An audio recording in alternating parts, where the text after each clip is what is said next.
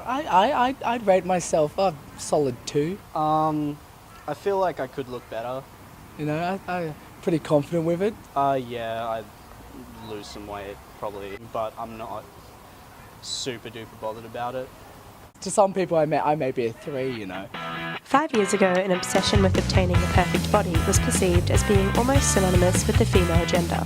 Today we are seeing a new population of perfectionists, men. It's not about being skinny anymore, it's about bulking. We can now include muscle dysmorphia or bigorexia as diagnosable eating disorders. And with the upward trend of supplements and illicit steroid use, one has to wonder, how healthy is the fitness industry? I originally started gymming because of rugby and just to put on size because I play in the forwards and I need that extra bulk. But even if I didn't play, I'd probably still gym because these days in society, you pretty much, you have to go to gym. You know, there's a certain way a guy's meant to look these days, and you know, you feel insecure. Young men who work out to excess are more often than not supplementing their diets. We sat down with dietitian Annette Williams to find out how healthy these health supplements really were. Hello, my name is Annette Williams. I'm an accredited practicing dietitian and accredited nutritionist and a member of the Dietitians Association of Australia. Well, it's really prevalent. I mean, you just have to look at the number of health shops that are selling these products and the amount of marketing that they're doing. So there's obviously a lot of people buying it because there's a lot of money out there for advertising and retail. It's just so important that they don't use the supplements to replace other important macronutrients and micronutrients in their diet. There has been, suggestions that it does impact on the kidneys and the liver as well because the protein metabolism involves those organs. Veronica Mercer is a mental health worker from Headspace. We came to her to find out about the impact of muscle dysmorphia on mental health. Thank you for agreeing to do an interview with me today. Pleasure. How big is this problem? Have you noticed it much in your practice? I think it's very big out there and I think it's hidden.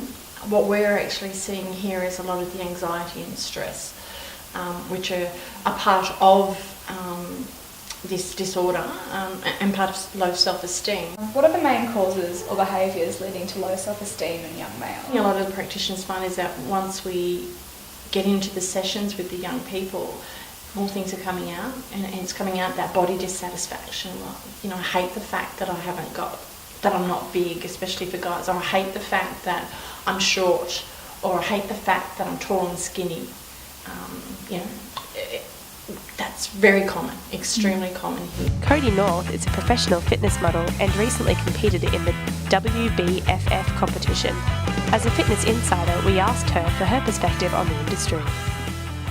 Men have to bulk and then they have to eat a lot more food. I think women in some ways have it harder because it's way harder to cut body fat than males, but I think a lot of the time they're condemned, but it's only the people that use them irresponsibly. Like, I don't use them at all, I don't do that, but I know people that use them responsibly and can benefit from that competition-wise. Like, if you're not competing, I don't see the point in it. They take it a little bit too far sometimes. A lot of my mates have either used it or thought about it, and yeah, it's pretty prevalent at the moment. They're not meant for continuous use. They're meant for a short burst and then to have a rest to give the body's hormone system a chance to catch up. Okay. But what we're finding with young people, young men, is that they are using it continually because they'll start to see a change and they'll go, keep doing it.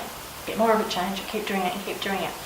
And that's when we are seeing the extreme side effects. The reality is, not everyone, the majority of young men are not going to have that sort of physique because they're not meant to.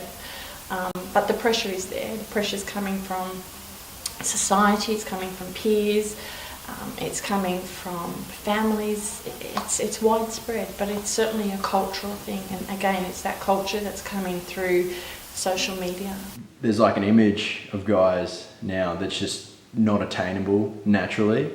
To be 120 kilos and have 4% body fat is not possible unless you do steroids or you're in that 0.001%